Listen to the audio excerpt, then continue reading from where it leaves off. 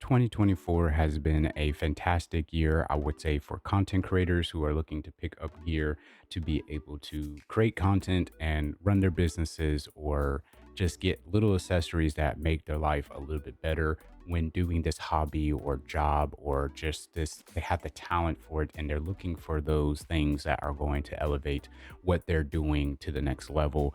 And I feel like this year there's probably gear that I overlooked. So I want you guys to participate with me in this, as far as letting me know in the comments down below if there's any gear that you personally picked up that allowed you to take your content to the next level, or take your business to the next level, or enhance your overall workflow or something like that, down in the comments down below. Another thing is that this is going to be personal preference. There's not going to be too much fancy b-roll or anything like that of products and everything. It's just, I'm going to kind of talk to you guys about what I've got throughout this year, whether it was sent out to me or I purchased my own money, that I thoroughly enjoyed and it helped me accomplish all the stuff that I just talked about, as well as just kind of just saying thank you guys so much for this year as well.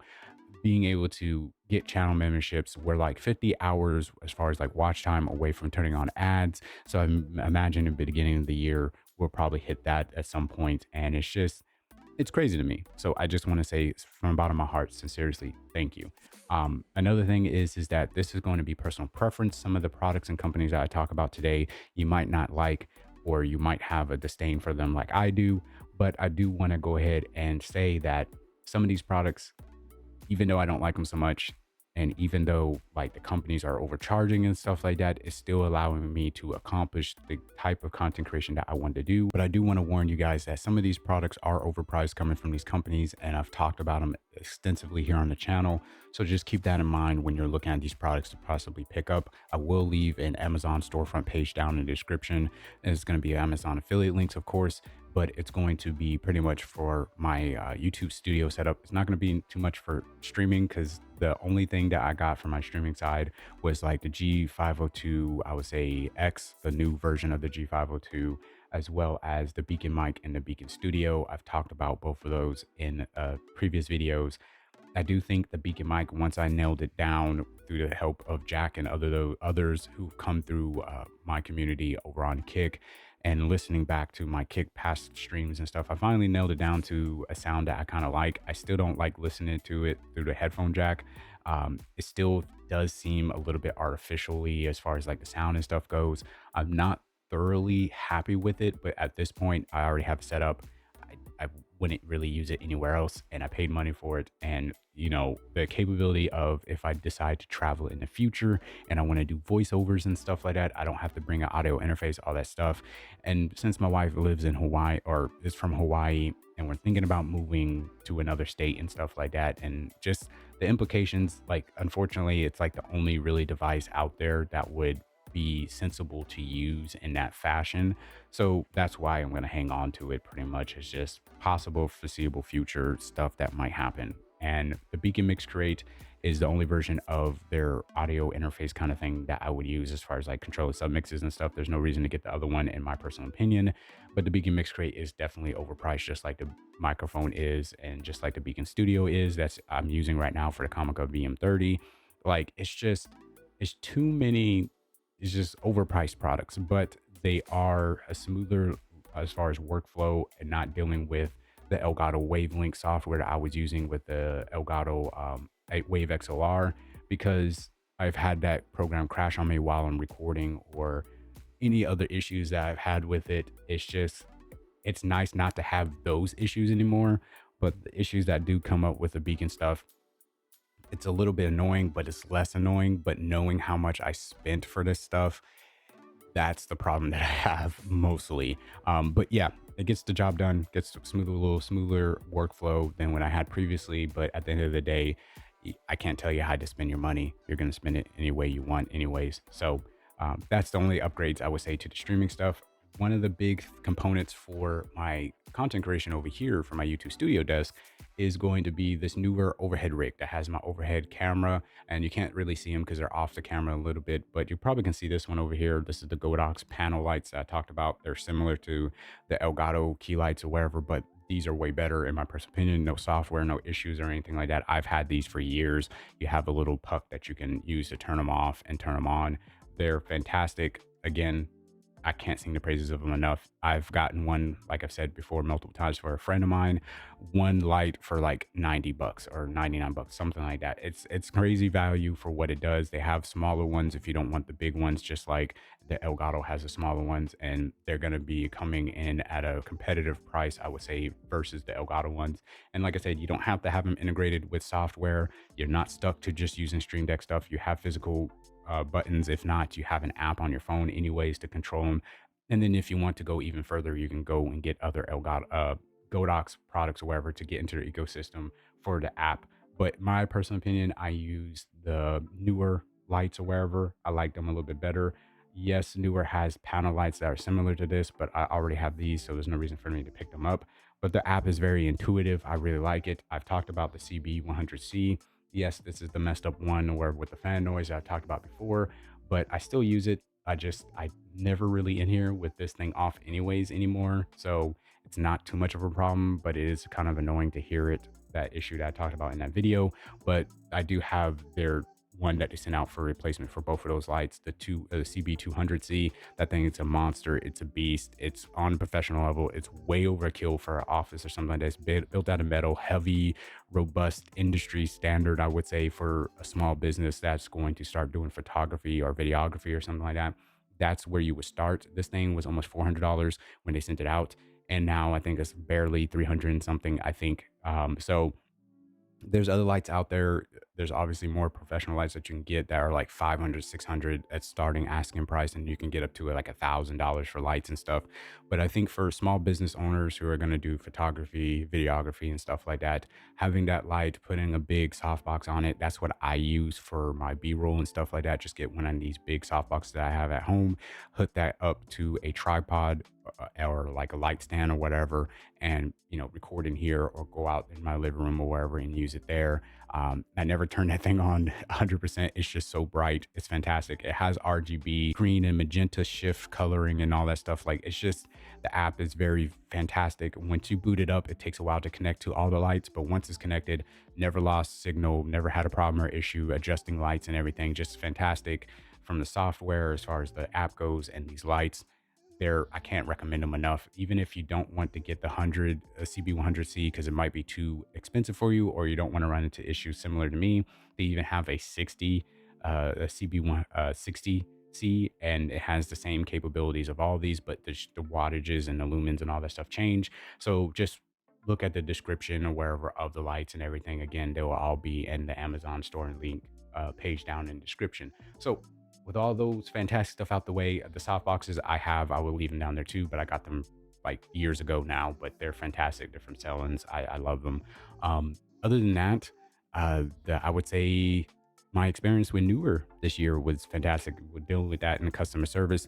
I even got a replacement motor for my camera slider that I use for B-roll and stuff like that. That cost like 40 bucks. It was coming from overseas from one of the manufacturers of their parts. And they were like, we have a direct line with them. We can send you out a motor because your slider is out of warranty. So hopefully this motor solves your issue that I was having with the slider. And it did. It's an older model, so it took me a little bit finagling and using common sense to pair it with the remote that came with the one that I have, because like I said, it's an older version. But I'll leave the newer version up there or wherever just in case. But just know, at least in my personal experience with Newer and the customer service and emailing them, as long as I gave them a detailed description of my problem, whether it was video form, pictures, or text or wherever, they've always been helpful for me. And I didn't really mention me being a content creator, YouTuber, or anything while doing this stuff. So again, your personal experience may vary, but my personal experience with them has been fantastic. I can't recommend the company enough. Using their overhead rig, like I said, for my top downs, my lights and stuff like that, all the accessories that you can get for this thing, attaching microphones, cameras and phones and all that stuff wherever from the side. The only thing about this, unless you're going to attach a pole wherever from the middle of the pole that goes across, and you're going to hang your camera from there wherever for the center of gravity, because if you're going to get one of their accessories that they have that you can extend the arm out and put your camera there, unless it's off to the side near the pole itself, that center of gravity is going to have wobble when you're in a sit stand desk situation like I am, I stand a lot while doing this stuff, because I'm going to sit down for a while for streaming and editing videos anyways. So it's healthier for me to have the standing and sitting or wherever, going back between the two. So again, for standing desk or wherever, the wobble might not be suitable having an arm like that. So you're probably still going to want to get one of these poles or wherever, and not one of their arms to attach your camera to. What I'm using right now is the flex pole, whatever you want to call it, multi mount, whatever, from Elgato. I would recommend going with another company than this one. And then we have the teleprompter from Elgato I recently picked up that I've been using for several videos. I've tried recording videos and I've edited two of them and I uploaded them.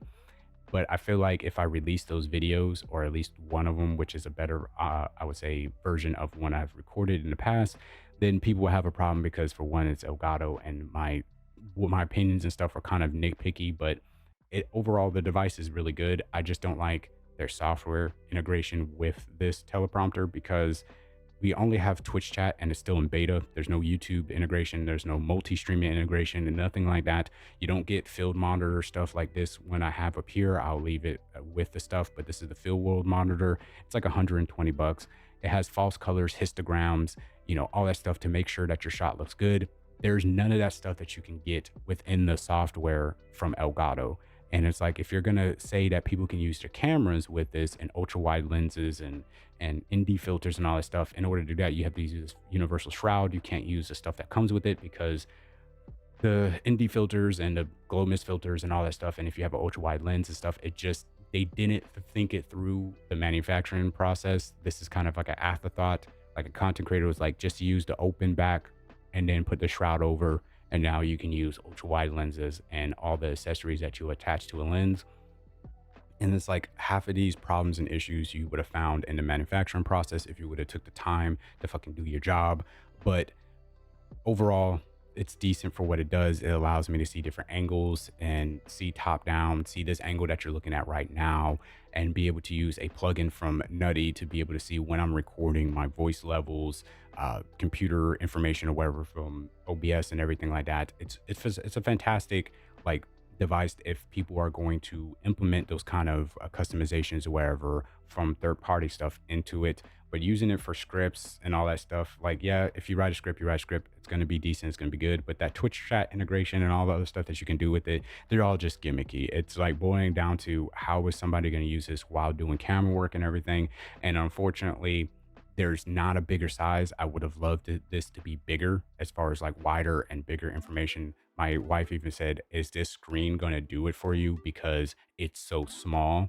And if you're going to sit there and not have chat integration, and you're going to have an overlay on your screen for chat to read, you're going to have to make the text on that so big. You're going to have to make that section on your camera so big. And it's not very intuitive. It doesn't really make sense. It's going to be comical. So, in my personal opinion, for the price and what it can do, it's probably one of the few devices that I would say that's from Elgato that's actually worth the money.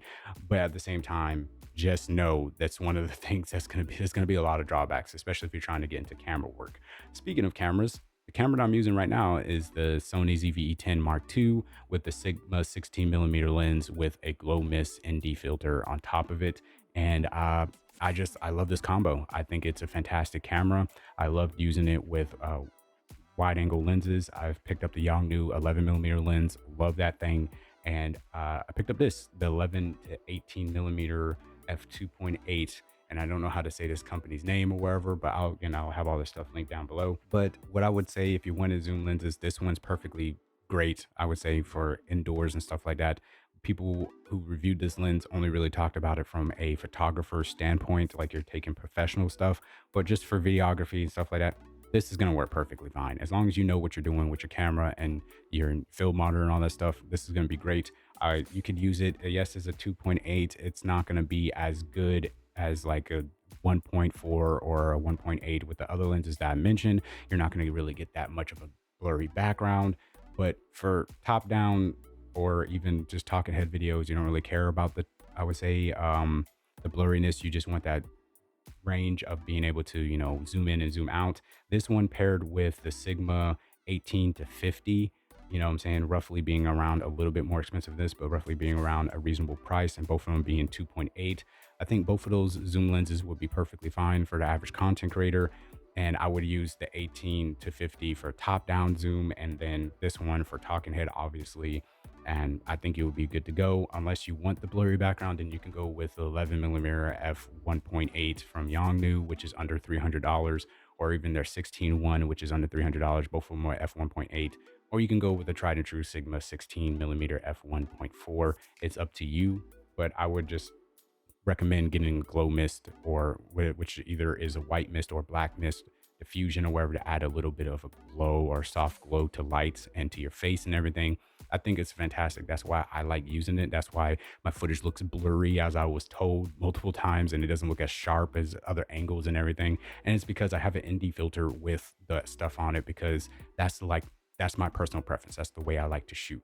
Another thing is the Sony ZV-E10 Mark One, still a fantastic camera. Like I said, I love it, but shooting an S-Log 3 with the Mark II, having all the features with the time lapse and all that stuff, I just realized that I kind of wanted to get the Alpha 6100, 6700, because my Alpha 6100, when I'm looking at the Sony ZV line, the Mark One to Mark II, or even the Sony ZV-1 Mark One that I use for my top down and zooming and all that stuff, when I go over to the Alpha 6100, even if it's I'm using it for streaming or just B-roll and stuff, I see the dip in quality that I'm getting. So I'm thinking about selling it and trying to use that money to go towards an Alpha 6700, just because it has the viewfinder for photos and stuff. And I've talked about it multiple times. I want to get into photography. I want to start doing that stuff. And I think a viewfinder is going to be really, really good for it. And also having that time lapse mode, especially if I'm going to get into businesses and stuff. The Sony ZV-E10 Mark II would still be my workhorse, my main camera, whatever. But if I really wanted to, if I'm not using a monitor or something like that, and I'm stepping away and using a controller to take photos, having the Alpha 6700, being able to go outside and take photos and stuff like that with the viewfinder, it would be perfectly fine. But what I would do with the Sony ZV-E10 Mark One is probably get that 18 to 50 or wherever, using that for maybe photos and stuff outside. But if I'm in here for a top down, that's why I would use that. I would attach it to this, because the sensor is going to be a little bit better than the Sony ZV-1 Mark One. And what I would do with that is probably give that camera to my wife for a point and shoot camera. She can use intelligent auto mode. It has built-in ND filters. It's going to be a really good camera for her if she wanted to take photos, go out, do stuff, or whatever, vlog, or whatever she want to do with. If she decides to do a little bit of content creation and stuff, it would be a perfect beginner camera for her and get the job done. She wouldn't take it as seriously as I do. So that's what I would do in the future, or wherever. That's kind of my plans. But yeah, that's one product that probably stole the show for me this whole entire year. I knew it was going to be good when it came out. I didn't know that I was going to be this in love with this camera. It's fantastic. Having S-Log 3, having HLG 3, having all the other capabilities with this camera is super fantastic. And I can't sing the praises, like I said, of the picture quality. Everything about it is just, it's so good. It's so good. I think they knocked it out of the park with it. And yeah, I don't think you can go wrong with upgrading from the Mark One to the Mark II, but I still would just keep around the Mark One. What I'm planning to do with this, since I'm using the Alpha 6100 again for streaming, because I don't want to use it for B-rolls and pictures anymore because of the dip in quality, maybe for B-roll and stuff like that. But for what I'm going to use is the Alpha 6100 for streaming, and then use the Mark One for B-rolls and pictures and all that stuff like that. Because yes, it's still 8-bit and stuff like that, but it'll be perfectly fine for B-roll, as well as taking YouTube thumbnail pictures and stuff. And if I do need time lapse for whatever reason, because I don't really use it as much as I thought I would end up using it, I would just unhook this camera and obviously use it. But with that being said, that's pretty much all the stuff that I wanted to cover that really surprised me this year, other than getting back to the Comica VM30, using it with the Beacon Studio, the little thing, wherever. I'll leave a video link down in the description on how I got this wireless microphone to work with it. The wire that you're seeing right now is to charge the microphone. That's about it. But I can take it around using different areas or wherever, as long as I have HDMI cord going into a capture card to my PC, and get fantastic audio, because it took a while to get it to sound as good as it does now, but I'm happy with it. And that's something that this Beacon Studio is pretty decent with. But paying $250 for it, it's going to be up to you if you think it's worth it. Another thing is that Comica did drop their VM40. Unfortunately, I haven't been able to get my hands on it. There's fantastic content creators out there who are making videos about it and they're sending products out to you. So I understand why they haven't sent one out to me. But maybe next year I can get my hands on it because I am not on the level of those content creators. I don't have fantastic visuals to show people when, you know, things to do and stuff like that. And they're more knowledgeable on the stuff. But I just want to kind of talk about using it in the studio, I would say, environment. So that's why I want to get my hands on it. So hopefully, like I said, in the future, they'll be kind enough to send it out because I've worked with them several times doing product reviews and stuff like that. And I really do like the sound of the microphones and everything. I think it sounds fantastic with what they have. The next step for me to do with the Beacon Studio is try to get wireless lavalier systems to work. I've tested several of them without a lav mic, and it's really hard to dial it in because, again, this is not a scenario that you should be using it for. But in the future, if I can get it nailed down, that would be great not to have a microphone in the shot because that's what I want to get back to. But I've already tried with the Beacon Studio trying to get overhead microphones, and it's not working because you with the Beacon Studio and how the software works and everything, you're gonna have to get the microphone as close as possible to your mouth. And that's just one of the drawbacks, I would say, of trying to use it in a way it's not meant to be used theoretically. So that's just me. Fantastic audio experience. Comica, I feel like this year with the Comica VM40 coming out, the Comica Vimo Q came out.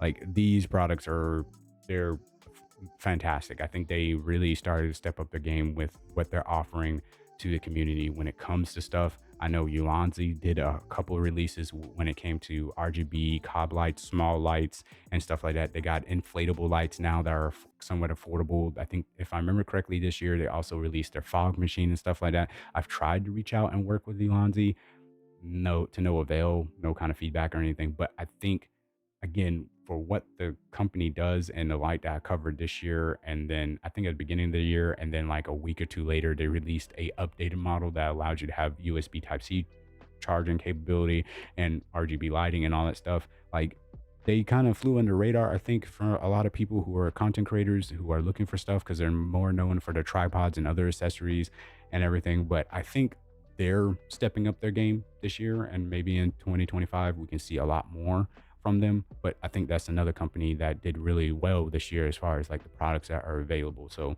definitely check them out if you guys are interested in, I would say, gear that are similar to what I'm talking about, but maybe I wasn't able to cover for whatever reason. Because again, fantastic company over there, fantastic what they're offering content creators. Other than that, I don't think I really have anything other than maybe the field world monitor. I think I mentioned it earlier, it has the false colors, the histograms, all that stuff.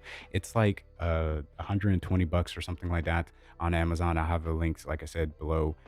It has your false colors, your histograms, your waveforms, all that stuff. Wherever, fantastic little monitor. You can upload LUTs to them and stuff like that. You can see how you're looking wherever with your footage and everything. And it's really cool. I think it does its job on what it needs to do as far as like telling you the information that you need to be looking out for when you're recording videos. Other than that, I think the last thing to cover and really talk about is the Govee Curtain Lights version 2 that I put up behind me. I talked about doing it and then I just randomly decided to do it. And that's when I got the Elgato teleprompter.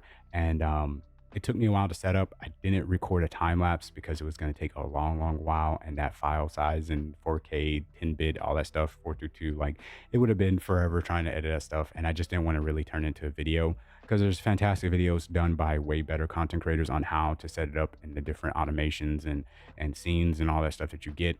I just want to tell you guys this thing is fantastic. I haven't had any problems and issues with it, just like the curtain ones never had a problem issue. There are different, I would say, scenes and default stuff that they have in their little automations versus the I would say version ones. So just keep that in mind. And the version one is actually on this wall right here. I should have got the 3-pack, but I only got the 2-pack. And I think when I talked about this, I said there was only a 2-pack. There is a 1 to 3-pack or wherever that you can find. Obviously differing in price, but I got this on sale wherever because Govee likes to put their stuff on sale. So I got it for a reasonable price. This is essentially what I wanted to do. I don't know if I'm going to change that background in the future or wherever to something else. I just kind of like the bubbles because of the whole fish tank thing. But this thing is fantastic. I love it to death. This is probably the second most thing I would say, other than the camera, that really surprised me this year. That's really cool. and I like it. And I know a lot of people who have been watching my videos, especially recently. I don't know what it is, but I keep getting these comments about not liking my background, saying to me moving lights and stuff like that. It's too distracting, all that stuff. I should look at the camera, everything. And to those people, you can guys can reference them here, but I don't care. I don't care about turning this into, I've said it multiple times, I don't care about turning this into a job or anything like that. I'm doing this as a hobby. If I make some money off of it, whether it's YouTube ads or, memberships and stuff like that, it's going to go right back into funding this thing anyways, because it's just a hobby of mine. I like my setup the way I like my setup. I could be like everybody else and get those wood slat panels and all that stuff, but to me, too many people are doing that stuff. It looks super generic. My wife even said the other day when I was watching somebody do a tour or whatever, because I like to see what people use as far as like their accessories go, and she saw them on the wall because the guy was talking about it and he was installing it, and my wife said those things are ugly. What's the point? And I was like, oh, it's because they have acoustic treatment and stuff like that, and they're supposed to look cool, and everybody's doing it. It's like the trend this year, and I imagine there's going to be different trends come in the upcoming years or wherever people will use other stuff. And she was like, yeah, that's ugly. I don't get the point of it. And for me, if I was to do that stuff, I would just get acoustic panels for this wall behind the camera and maybe behind my streaming setup to help with absorbing sound and reduce echo and all that stuff, but it would match the paint of the wall. You know what I'm saying? Or it would be one solid color. It wouldn't be like the wood finish kind of thing, because I care more about the sound treatment versus the wood slats. And to me, that's not the vibe that I'm going for. The only wood kind of stuff I want to go with is like the tabletops, and trying to match the tabletops with those wood and doing all that. Like, it's too much. And those things can be costly. I would get the cheaper versions and stuff. Like, I just don't get it when everybody wants everybody's YouTube channel and the way they do stuff to look the same and to be the same. And it's like, I like this, so you make your channel into what I like. And it's like, I am the content creator. I make the content and the channel the way I like. And then you find my content. And if you like it, you stick around. If you don't, you move on. I don't get this precedent where they're telling the content creator what to do in order to make them like their content. And it's like, if you don't like somebody's content, then why are you watching? It never makes any sense to me. It really doesn't. So with all that out the way, this is the gear that really surprised me this year, as far as what was on available and what I could pick up and everything. And it's fantastic. I really love all these little pieces of gear that helped me, make content this year. And I know there's gear out there that helped you make content. So again, sign off in the comments down below. Let me know what that gear was. Maybe it's something I covered. Maybe it's something I didn't. Maybe it's something I don't even know exists out there. Let me know in the comments down below. With all that being said, I'm gonna get out your guys' hair. Been too long with the recording. Need to turn on my Pro AC unit because I've been recording this video, just to let you guys know on a little secret, for almost 4 hours now. So yay. With that being said, y'all take care. Have a squid-tastic day. God bless you and yours. And deuces, everybody. Much love.